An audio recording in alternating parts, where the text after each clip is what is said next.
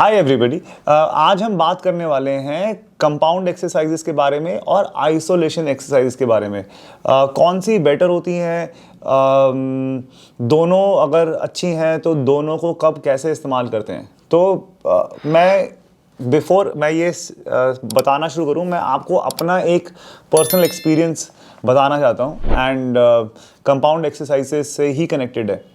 तो मैं कई साल जिम जाता था और अपने आप को बहुत फिट मानता था एंड दिखता भी ठीक ही था एंड मेरा एक स्पेसिफिक शेड्यूल था। मैं जाता था, मैं ट्रेडमिल पे भागता था, वार्म अप होता था, उसके बाद मैं मशीन्स जितनी थी 1 2 3 4 5 6 सारी करता था एंड ऑनलाइन पे मैंने ट्रेनिंग प्रोग्राम देख लिया, उसको देख के मैं एक्सरसाइज कर लेता था एंड मैं घर चले जाता था। फिर कुछ टाइम के बाद मेरी बॉडी इतनी अच्छी शेप नहीं पकड़ रही थी। मैं सप्लीमेंट के बारे में ही पढ़ता था, न्यूट्रिशन के बारे में ही पढ़ता था। ये आज से कम 10 साल पहले की या 15 साल पहले की बात होगी। तो मेरी एज 45 है। ये अप्रॉक्सीमेटली तब की बात है जब मैं 30 का था और मैं 10 साल एक्सरसाइज कर चुका था और मैं ऑन एंड ऑफ तब जिम जाता था एंड मैं बचपन में भी काफ़ी खेलता कूदता रहता था। बट उसके बाद अचानक से, मतलब अचानक तो नहीं, बट वन फाइन डे मैंने क्रॉसफिट के कुछ वीडियोस देखे एंड मुझे क्रॉसफिट करने का बहुत शौक़ हो गया। क्रॉसफिट के अंदर मैंने बहुत सारी कंपाउंड लिफ्ट्स देखी, जिसमें से एक लिफ्ट थी जो कि ओवरहेड स्क्वाट बोलते हैं। तो मैंने तब थोड़ी बहुत कंपाउंड लिफ्ट्स करना शुरू करी और उससे पहले मैं सिर्फ मशीन्स पे करता था। लेग के अंदर भी leg press, leg extension, leg curl, इस तरह की चीज़ें करता था। तो मैंने जब पहली बार ओवरहेड स्क्वाट करा, थैंकफुली मेरी मोबिलिटी अच्छी थी तो मैं ओवरहेड स्क्वाट कर पाया था। 10 किलो की बार थी, मुझे याद है। मैं जो डांस स्टूडियो था खाली था, उसमें बार ले गया और मैं वहाँ पे मैंने स्क्वाट किए थे और मैंने 50 रैप किए थे। मैं 5-5 6-6 रैप करके टोटल 50 रैप किए थे। मैं बिल्कुल पसीने पसीने हो गया था एंड उसके बाद जब मैं घर गया था तो मुझे बुखार आ गया था। तो ये मैं आपको इसलिए बताना चाहता हूँ कि मेरे डिस्पाइट ऑफ द फैक्ट कि मैं इतने साल मैंने मशीनों पे वर्कआउट किया था, जब मैंने पहली बार खाली बार पे ओवरहेड स्क्वाट्स किए थे, मुझे ऐसा महसूस हुआ था कि मैंने ज़िंदगी में ऐसे बहुत सारे मसल हैं जो मैंने कभी शायद ट्रेन करे ही नहीं थे एंड वो खाली बार भी मेरी बॉडी पे इतना ज़्यादा लोड ले गई थी कि मुझे शाम को बुखार आ गया था। उस दिन के बाद से मुझे कंपाउंड एक्सरसाइजेस की अहमियत समझ आई थी। So moral of the story is, अगर आप कंपाउंड एक्सरसाइजेज नहीं करते, आप शायद मानते होगे कि आप फिट हो, बट आप फिट हो नहीं। अगर आप कंपाउंड एक्सरसाइजेज नहीं करते, आपके शरीर में ऐसे बहुत सारे वीक मसल्स हैं जिनको आपने कभी ज़िंदगी में ट्रेन करा ही नहीं है। सो कंपाउंड एक्सरसाइजेज बहुत बहुत इंपॉर्टेंट होती हैं आपकी functional fitness, which means that अगर आपको कोई डेली एक्टिविटी करनी है, स्पोर्ट करना है, भारी सामान उठाना है, गाड़ी को धक्का मारना है, सिलेंडर उठाना है, कुछ भी ऐसी चीज़ें करनी है, अगर आप कंपाउंड एक्सरसाइजेज नहीं करते हैं तो ये सब चीज़ें करने में आपको बहुत मुश्किल होगी और आपको अचानक से कभी कुछ झटका आ जाएगा, कभी कुछ हिल जाएगा एंड कभी कहीं कंधे में खिंच जाएगा, कभी नी पे आ जाएगा। तो कंपाउंड एक्सरसाइजेज आपको फंक्शनली फिट करती हैं, प्लस आपकी बॉडी में ओवरऑल स्ट्रेंथ डेवलप करती हैं और आपको हेड टू टो स्ट्रॉन्ग बनाती हैं। कहीं पर भी आपकी बॉडी में वीक चेन नहीं रहती।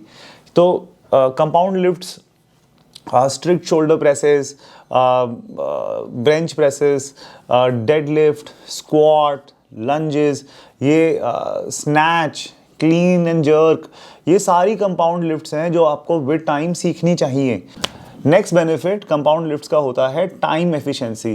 क्योंकि आप कंपाउंड लिफ्ट्स करते हुए ज़्यादा मसल्स ट्रेन कर रहे होते हो, सर से पैर तक ऑलमोस्ट सारे मसल ट्रेन कर रहे होते हो, ज़्यादा कैलोरीज बर्न कर रहे होते हो, आपको ज़्यादा देर तक वर्कआउट नहीं करना पड़ता। इनफैक्ट आप कर भी नहीं पाते। आपके लिए एक 40 मिनट वर्कआउट, कुछ लोगों के लिए 20-25 मिनट वर्कआउट भी कंपाउंड लिफ्ट्स का काफ़ी होता है for them to progress and get fitter.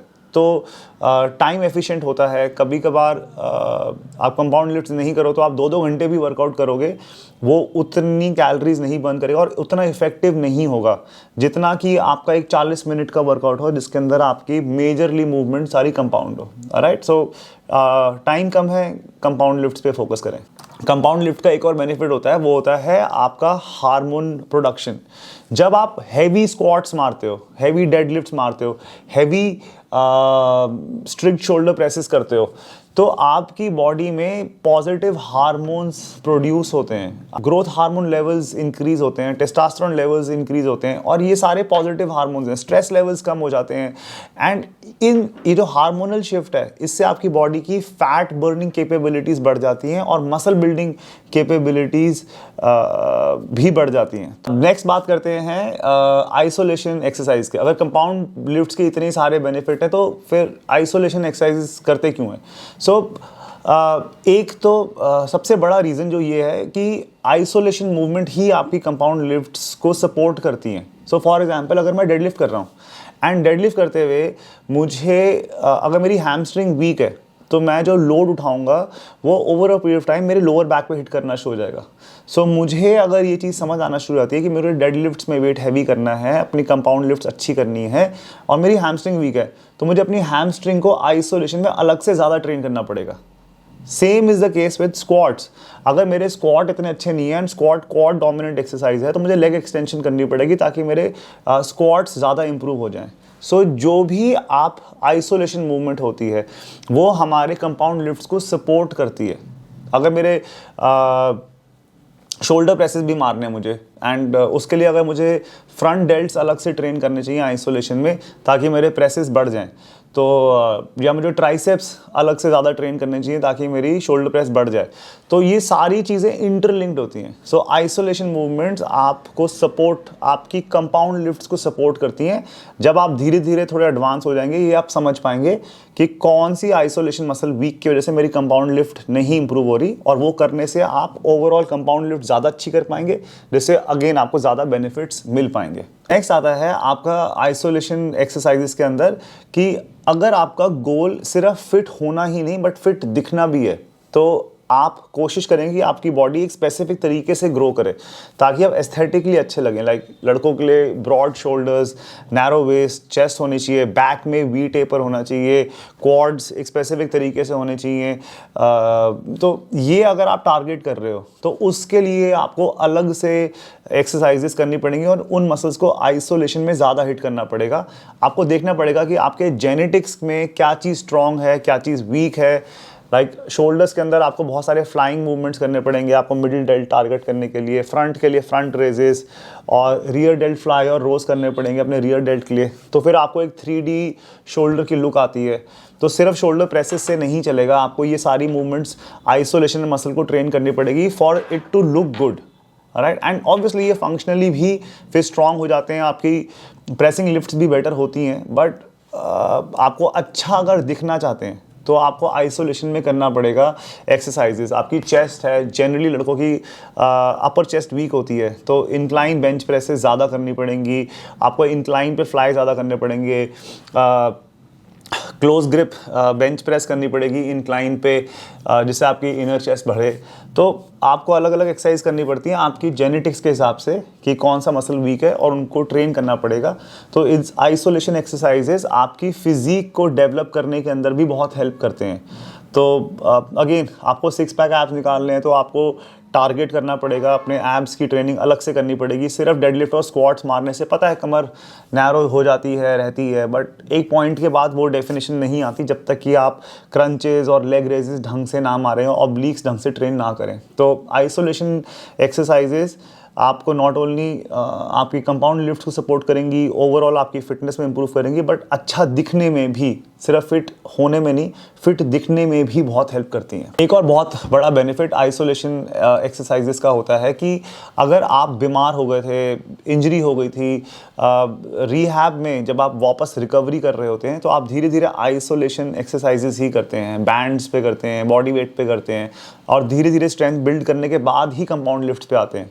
तो आइसोलेशन एक्सरसाइजेस आपको इस जर्नी में भी हेल्प करते हैं। सेकेंड चीज़, जब आप हर इंसान का अगर आप देखेंगे पॉस्चरल इश्यूज होते हैं, हमारे स्कैप टेढ़ा होता है, हमारे एक हाथ से ज़्यादा प्रेस कर सकते हैं, एक लेग ज़्यादा स्ट्रांग होती है दूसरी लेग से, फिज़िक में देखने में भी इम्बैलेंसेस होते हैं। तो ये सारी चीज़ें जो होती हैं प्राइमरीली मसल के इम्बैलेंसेस में होती हैं। तो मसल इम्बैलेंस ठीक करने के लिए भी आपको स्पेसिफिक मसल्स आइसोलेशन ट्रेनिंग करनी पड़ती है, ताकि आपकी बॉडी में अगेन फंक्शनैलिटी ठीक रहे, आपकी बॉडी के अंदर दोनों साइड्स बैलेंस रहे और आप ठीक से तभी ट्रेन कर पाएंगे। नहीं तो अगेन आप कंपाउंड लिफ्ट्स अच्छे से नहीं कर पाएंगे and over a period time आपको इंजरी भी हो सकती है। फाइनली मेरा टेक यही है कि आपको कंपाउंड लिफ्ट्स और आइसोलेशन लिफ्ट्स दोनों करनी चाहिए। फोकस दोनों में आपके गोल के हिसाब से डिपेंडेंट है। अगर आप बहुत ज़्यादा विजुअल अपीयरेंस पे नहीं जाते तो आपका प्राइमरीली सारी एक्सरसाइज कंपाउंड लिफ्ट्स होनी चाहिए। थोड़ी बहुत आपको मगर आइसोलेशन फिर भी करनी चाहिए, ताकि आपके पोस्चरल इम्बैलेंसेस वगैरह ठीक रहें। करेक्टिव वो मेजर्स लेने चाहिए। अगर आपका गोल है कि आपको अच्छा दिखना भी है एंड फिट भी होना है, तो आपको कंपाउंड लिफ्ट्स एंड आइसोलेशन को दोनों को बराबर इंपॉर्टेंस देनी चाहिए, ताकि आपकी बॉडी नॉट ओनली फिट हो और वो फिट दिखे भी। इस वीडियो में इतना ही शेयर करना था मुझे एंड आई होप जो इन्फॉर्मेशन मैंने दी है आपको you found it useful. Video अच्छा लगा हो तो do like it and subscribe. मैं अपना जितना मुझे पता है I will keep making more and more videos on things जो आपको हेल्प करें। प्लस मेरी एक वेबसाइट भी है, उसमें बहुत सारे ट्रेनिंग प्रोग्राम्स हैं जो कि मैं असाइन कर सकता हूँ आपको। अगर आप इंटरेस्टेड हो तो उसको ट्राई करें। एक वीक का मैं फ्री ट्रायल भी देता हूँ। Muscle building, fat loss program सब होते हैं उसमें, but give it a try if आप इंटरेस्टेड हो। बट अदरवाइज आई होप आपको ये वीडियो अच्छा लगा and thank you so much for watching. Right.